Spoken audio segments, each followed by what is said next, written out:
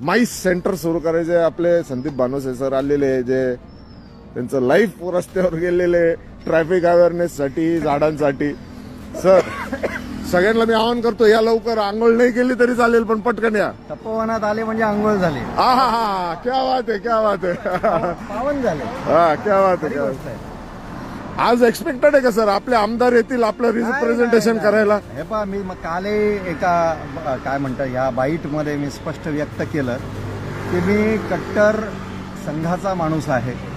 गेले 50 वर्ष जनसंघ असेल, भारतीय जनसंघ असेल, भाजपसाठी काम केलेलं आहे.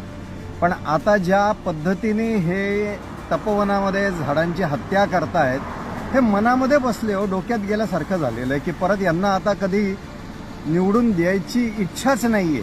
आयुष्य म्हणजे खरं तर कोणत्या पॉलिटिकल पार्टी बद्दल आपल्याला काही घेणं देणं नव्हतं, पण माझ्या ही वेळ आली डोक्यात गेले. आणि ही नाशिककरांची भावना आहे सर. अगदी अगदी मी प्रामाणिक काम करणारा, रस्त्यावरचा प्रबोधन करणारा एक प्रामाणिक नाशिककर आहे. आणि म्हणूनच ही भावना आहे की यांना एवढं साधं समजू नये का की बाबा वृक्षवल्ली आम्हा सोयरे म्हणणारे आमचे संत, तपोभूमीमध्ये येऊन तप करणारे आमचे साधू संत, हे कुंभमेळ्याच्या निमित्ताने जेव्हा नाशिकला येतात तेव्हा वृक्षाखाली बसून जंगलामध्ये तप करणारी हे मंडळी, यांना काही पण ह्याच्या पाठीमागचा हा जो कुटील डाव आहे ना, कन्व्हेन्शन सेंटर करणं, हे पटलेलं नाहीये. तुम्हाला साधुग्रामशी, साधू संतांशी काही देणं घेणं नाहीये.